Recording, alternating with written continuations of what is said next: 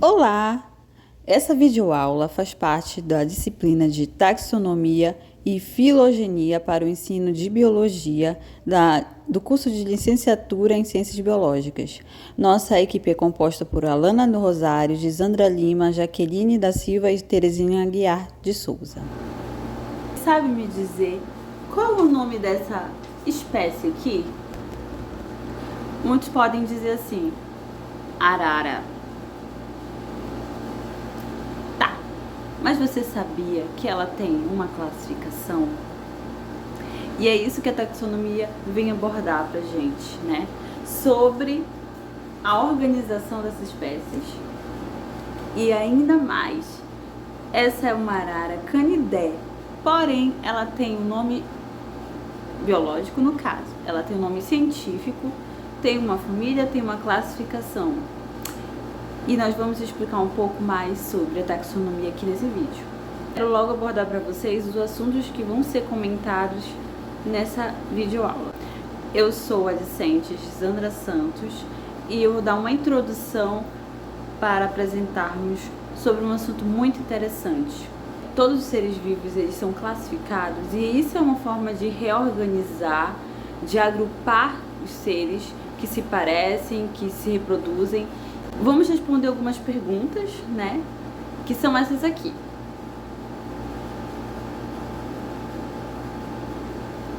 Então é muito importante que vocês prestem bastante atenção, que o nosso vídeo já vai começar. Eu me chamo Jaqueline, vou tentar responder ao questionamento 1. Qual a importância da taxonomia para o estudo da biologia? De início, eu faço o questionamento: o que é taxonomia? O que vem a ser a taxonomia? A taxonomia, o termo taxonomia, vem do grego taxon e é a junção, né, de taxon e nomos. Taxon quer dizer ordem e nomos quer dizer lei, norma. Então, a taxonomia nada mais é do que a normatização, a regulamentação, a padronização dos nomes dos seres vivos. A taxonomia, ela vem para organizar e classificar os seres vivos. Quem são os seres vivos? Os seres vivos são, que a gente estudou, né? São todos aqueles organismos compostos por células, são considerados seres vivos. Então, a gente tem os animais, as plantas, os fungos, as bactérias, os parasitas. A importância da taxonomia reside na organização da denominação e classificação dos seres vivos.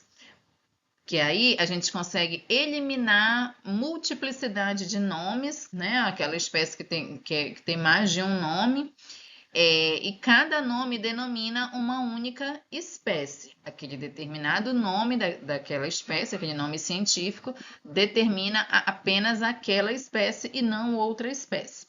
Aqui, nessa imagem, a gente vê 4 exemplares aqui de ursos, né? A gente observa que são animais que têm muita similaridade morfológica, anatômica, mas são de espécies diferentes. A gente vê que tem animais que são mais adaptados a climas quentes, animais que são mais adaptados a climas frios, né? Provavelmente tem o mesmo hábito alimentar, mas são espécies diferentes, embora sejam morfologicamente muito semelhantes, né? São quadrúpedes, são carnívoros, né? Mas são de espécies diferentes. Então, cada exemplar desse aqui tem um nome científico próprio, tá? Um nome científico específico. Esse aqui tem um nome científico dele, esse tem um nome científico dele, esse tem o nome científico dele e esse tem o nome científico dele. Então, a taxonomia, ela organiza os seres vivos em categorias, agrupando esses seres vivos de acordo com as características comuns que eles têm e também as suas relações de parentesco evolutivo. Então, no mundo inteiro, aquela determinada espécie, aquele determinado nome científico vai determinar aquela espécie em específico, tá? Então, essa é a importância, padronizar a nomenclatura dos seres vivos. né? E para isso criou-se categorias, a categoria de reino, a categoria filo, a classe, a ordem, a família, o gênero e a espécie, tá? Alguns seres vivos possuem, por exemplo, subespécies, subgêneros, subfamílias, subordens, tá?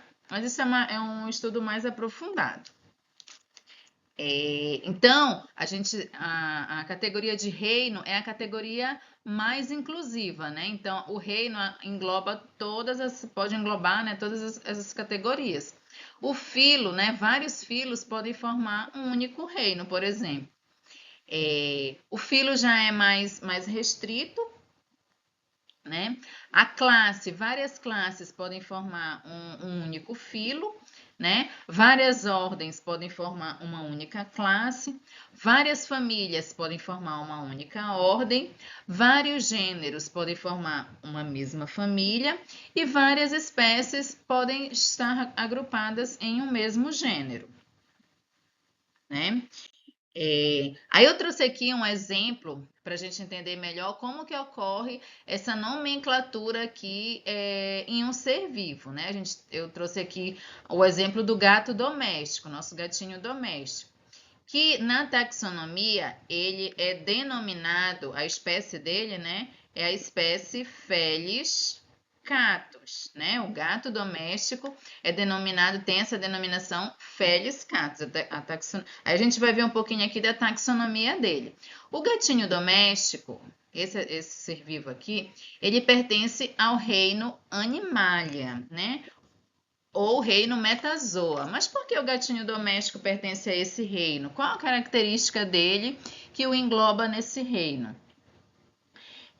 Os organismos que pertencem a esse reino Animalia, eles são organismos pluricelulares, né, possuem várias células, são eucariontes, então possuem células bem organizadas, com membrana celular, são organismos heterotróficos, então eles não produzem o seu próprio alimento, né, eles têm que ir em busca do seu alimento. Tem respiração aeróbia, então eles precisam de oxigênio. Eles se dividem em animais vertebrados e animais invertebrados, né? Os que possuem coluna vertebral, os que não possuem coluna vertebral, né? Então são as características desse reino. O nosso gatinho doméstico, ele pertence ao filo Chordata, né? A característica desse filo Chordata, a maioria das espécies possui esqueleto e sistema circulatório fechado. Possui uma simetria bilateral, né? Então mostra aí uma organização morfológica, né?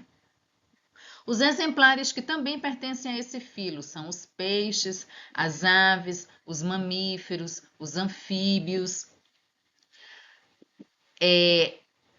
A classe mamália, né, no qual pertence esse filo, né, a classe mamália pertence ao filo Chordata.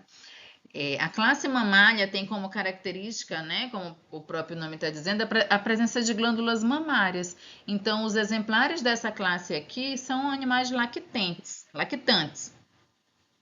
Geralmente possuem pelos pelo corpo, possuem dentes incisivos, caninos e molares, têm uma respiração pulmonar, tem a presença do diafragma, né, que é aquela membrana que divide a cavidade torácica da cavidade abdominal. E como exemplares dessa classe, a gente tem a baleia, o golfinho, que são mamíferos aquáticos, o morcego, que é o único mamífero voador. A gente tem também o macaco, o cavalo, os bovinos, o leão, o homem, né? Também se engloba aqui nessa classe, assim como o gato doméstico.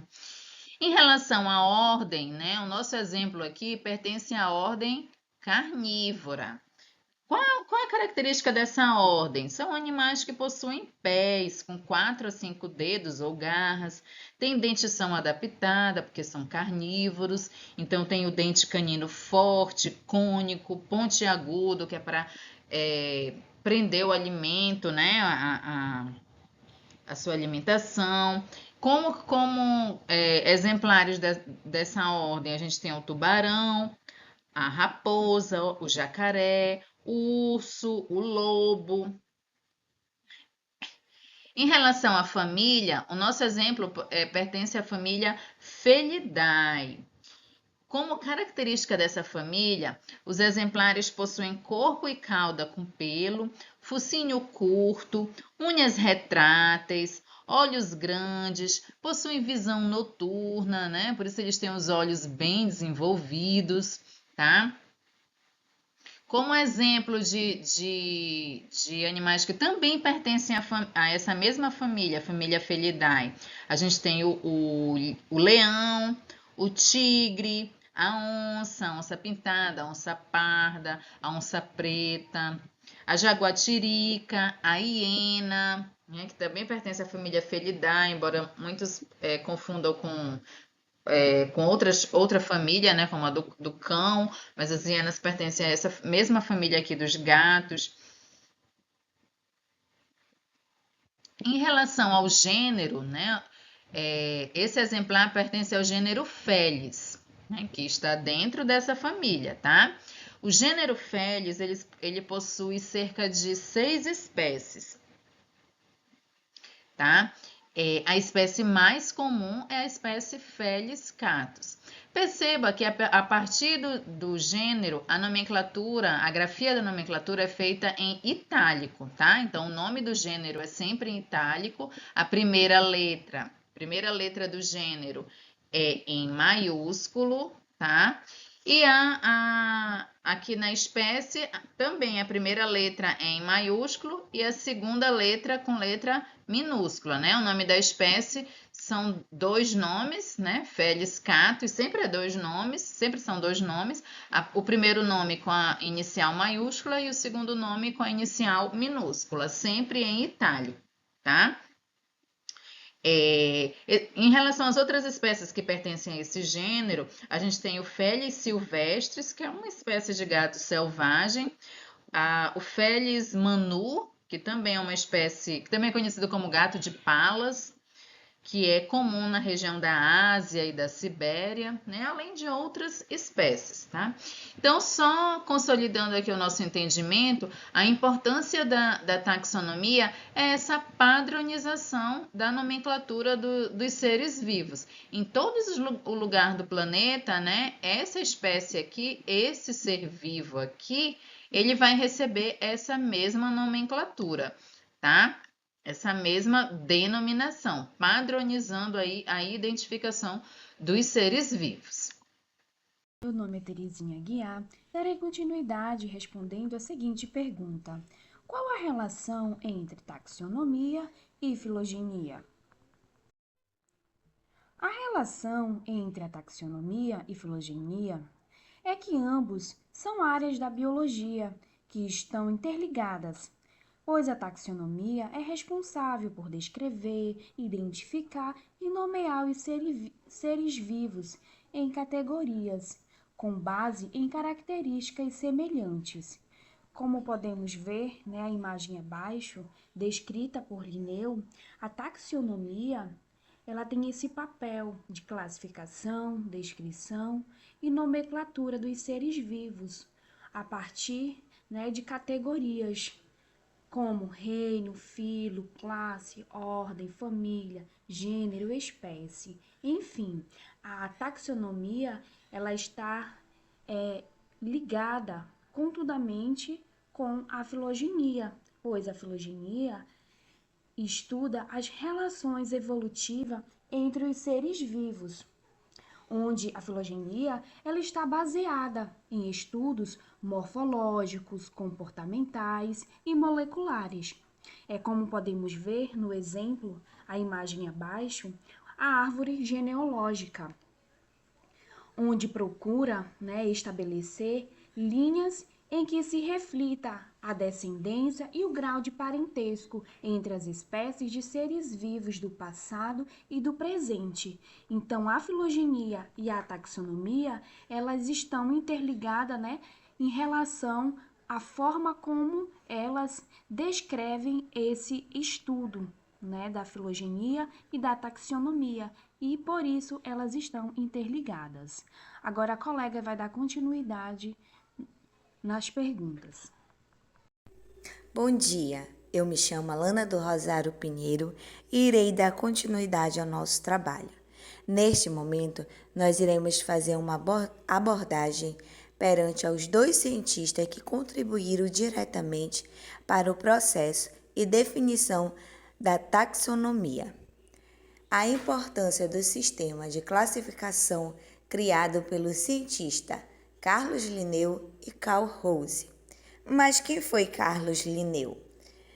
Carlos Linneu foi um naturalista sueco, botânico, zoólogo e médico, considerado o pai da taxonomia moderna.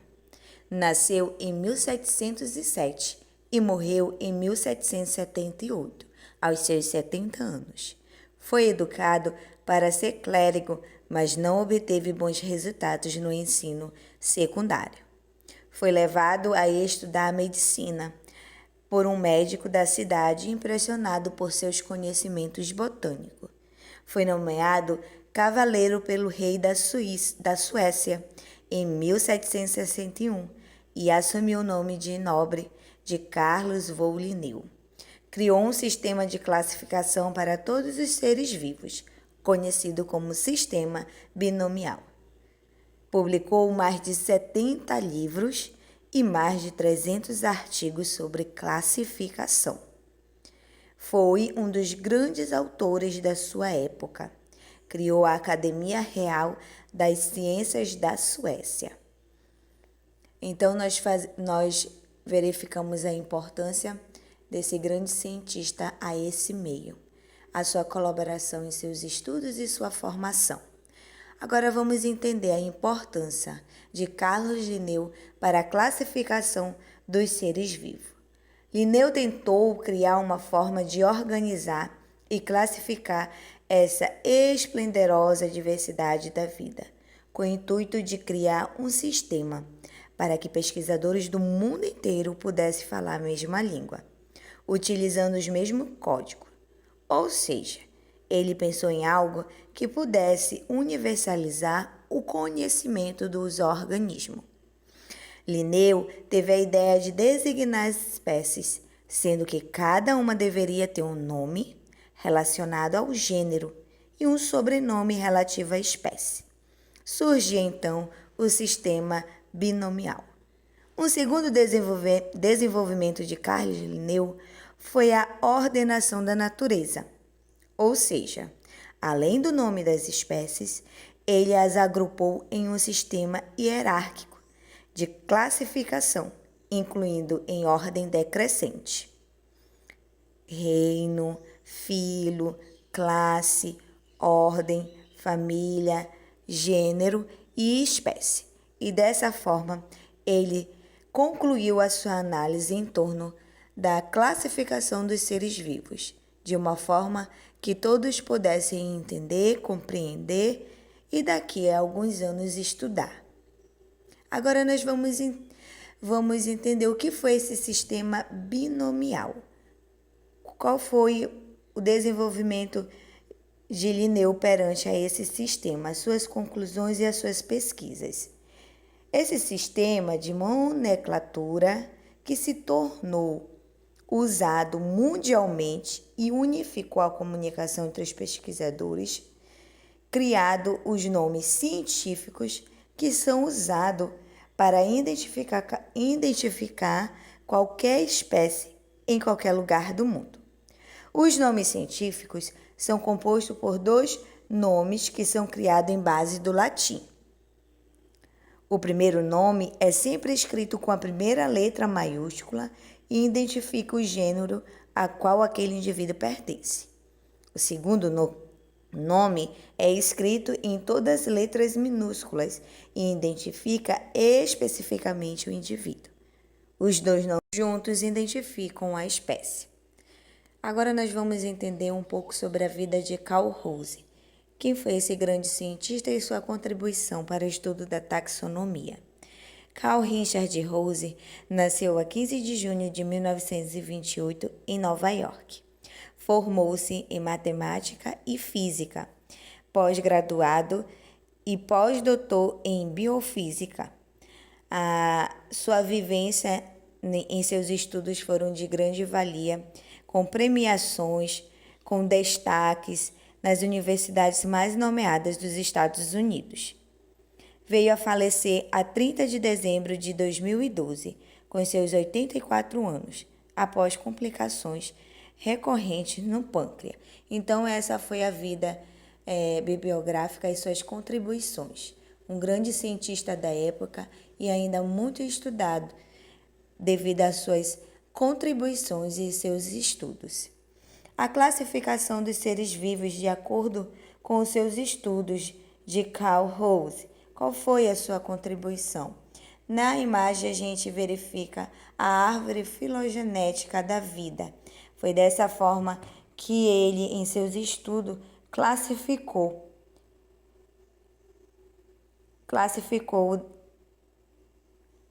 e dividiu em bactéria, arcária e eucária. Então, dessa forma, estão agrupados a classificação dos seres vivos em 3 domínios. Vamos entender o que é a bactéria. Agrupa a maioria dos procariontes unicelulares como bactérias e cianobactérias. A arcária agrupa procariontes com características bioquímicas distintas que geralmente habitam em regiões com condições extremas.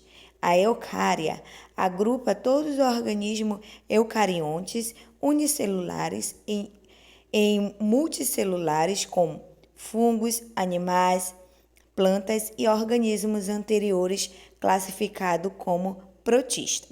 Rose propôs esse sistema em 1977, com a base na comparação das sequências do RNA ribomossômico. A sua descoberta revolucionou a compreensão da evolução dos seres vivos e proporcionou ferramenta para o estudo do microbioma humano. Então, nós percebemos a contribuição na comunidade científica dos estudos de Carl Rose. Logo no primeiro momento, a comunidade científica resistiu à teoria, mas na década de 1990, com o aprofundamento do conhecimento sobre o novo grupo, os críticos mais resistentes se calaram. Rose acumulou galardões com a Medalha Nacional da Ciência dos Estados Unidos, e a sua contribuição na classificação dos seres vivos aconteceu dessa forma, como nós podemos observar na imagem, formado por uma árvore filogenética da vida, né, dividida em esses 3 aspectos: bactéria, arcária e eucária. Dessa forma, foi os estudos e a contribuição de Carl Rose para os estudos da taxonomia. Então, conclui-se que as 2 pesquisas elas estão interligadas, que são de suma importância para a definição de uma nova espécie e a confirmação das que já existem. Agradecemos a atenção, a compreensão de todos, e esse foi o nosso estudo feito e realizado sobre a taxonomia. Agora que vocês já entenderam um pouquinho mais do assunto, a gente pode um pouco abordar sobre a classificação da ararinha, conhecida como arara canindé, muito conhecida no Cerrado. E a classificação taxonômica dela é essa. E agora que vocês entenderam um pouquinho mais e a importância, né, dessas classificações nas espécies para ser conhecida no mundo todo, que cada ser vivo ele tem suas características e faz parte de uma ordem, de uma família. E eu deixo um desafio, né, que é para vocês observarem mais o meio que vocês estão habitando, os seres vivos que passam por vocês, e tentar decifrar o nome, né, de cada ser vivo, o nome científico. Ah, mas aquele cachorro ali é um cachorro? O nome dele científico é cachorro? Não, ele tem um nome científico. Então, deixo aqui um muito obrigada, o agradecimento pela equipe. Tchau e até mais.